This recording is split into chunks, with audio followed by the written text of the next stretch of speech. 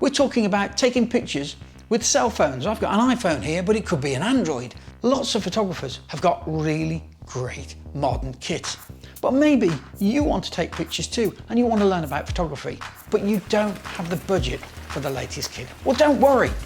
There's an awful lot we can do with a cell phone. So I'm going to give you some tips now for taking great pictures with your cell phone. First of all, grids. Whether it's the iOS or whether it's Android, there will be in the menu a way of putting the grids on. And they're 2 lines going horizontally and 2 lines going vertically. And they're in the rule of thirds, and that helps a lot of beginners with composition. First things first, they're going to help you keep the horizon straight. So when you frame the picture up, you'll be able to make sure that it's not skew-if. Line it up with one of those lines and the verticals with the verticals lines, and you're going to be able to get the picture straight. And that's really important, saves you having to correct it afterwards.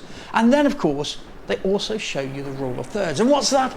Well, that's a rule that says, basically, if you put the horizon on one of those lines going across, or your subject on the intersection of one of those lines, it's an easy way, particularly for beginners, to make sure they get the composition actually looking pretty good. Tip number 2 is manual exposure control. Now with my iPhone here, I'm able to put my finger on the screen, and then once the square appears, I can take it up and down. So iPhones generally tend, I find, to overexpose a little bit, so I usually bring it down a little.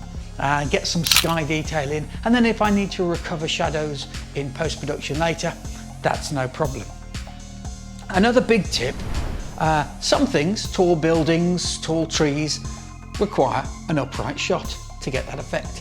But you know, most pictures are going to look better if you tilt your camera sideways and take the picture on the side, because our eyes see that way. We are pre-programmed to like pictures where it's thin and wide, because that's how we see the world. Cleaning the lens. Now, this might seem like an obvious one, but you know, we put these things in our pockets and in our coats and whatnot, and you wouldn't go around with muck and dust all stuck over your specs. You wouldn't be able to see properly, and you pay window cleaners, or you get out there yourself and do a bit of window cleaning.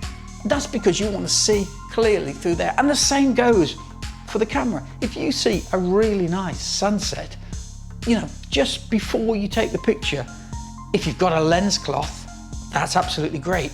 But if you haven't, just use a sleeve or a bit of your t-shirt there and just give it a clean, so the dust and the fingerprints, the grubby fingerprints, come off. The picture's going to be better straight away. Now, when you are composing those pictures, you're using the rule of thirds in your grid, but one thing to look out for is leading lines. If there's something in the picture, something meandering its way through the picture, then use that to draw attention to where you want the viewer to go. Put the subject in an area where a leading line leads the viewer's eyes in. Famous painters did this all the time. Another little technique for composition is a frame within a frame. You can use a natural frame made by a doorway or a building, or maybe it's even trees coming over and meeting in the middle, and you can use those to frame what's underneath. And it's a great technique for drawing the eye into where you want it. One tip when you're composing your picture is to fill the frame. Make sure that you get everything right up to the edges. Get the absolute best out of the chip. Now, if you're going to have something repeated in the pictures, maybe it's people, maybe it's a tree, or maybe it's, oh, I don't know what. But there is a rule called the rule of odds. And that says that generally, and this is a big generalization, but generally, things in pictures that are repeated look better in odd numbers.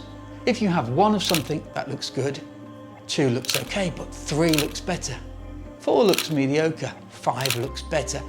I don't know why that is, but actually, when you look at other people's pictures, it's true. Pictures look better in odd numbers. Another good thing to look out for is patterns and symmetry. If there's a pattern that you can use in a picture, some sort of repeating pattern, or symmetry. If you're looking at buildings going up and try to get them to mirror against each other. If you're in the middle of a building and it has the same number of windows both sides and a door in the middle, try and get it so that they all line up together. It makes a huge difference. It does look pretty cool. Back to the camera settings now, and always make sure that you choose the 4:3 ratio setting. Why is that? Because the others, the 16:9 and the extra wide shots, what they're doing is cutting into the chip. They're actually, your chip is 4:3, and by choosing 16:9, you're losing the very bit at the top and the very bit at the bottom. So actually, you're losing bits of your picture. Take it at 4:3. If you want to crop it to 16:9, then you can, but you've still got that data if you need it. So always choose the 4:3 option. Now this is an older phone, look, it's only got one lens. So I never ever zoom in on it. No way, because I'm actually losing data. The chip is only so big, and as I zoom in, I'm just zooming in to less and less and less of the chip. So the picture degrades, it breaks up. But if you have a more modern phone that has got multiple lenses and has zoom lenses, use them. When you go to a picture and you see it, take it on the wide, take it on the ultra wide, take it on the telephoto, or even the ultra telephoto if you have a phone with one. It's definitely worth exploring. You might surprise yourself. And use the phone's maximum resolution. With some Androids you can shoot RAW. There are some third-party apps as well, like I think a Lightroom app gives you the ability to shoot RAW. But there are some Android phones as well that give you the option to shoot really, really big files at a maximum resolution. And certainly in the iOS system of my iPhone here, I have the ability to save the picture in a Apple-friendly format. Which is what it defaults in, but there's also the option to change that to JPEG, which I think are slightly bigger and slightly better quality, so I have mine set on JPEG. Another good thing to remember is when you have your phone on its side like this to take a picture, use the buttons on top as the shutter button. It's much easier than trying to tap the screen. I think photography should be for absolutely everyone, whether you've got the latest camera kit or just your mobile phone. So go out there, take some pictures, and if you'd like to see some pictures that I've taken on this old iPhone 8, click on this link here.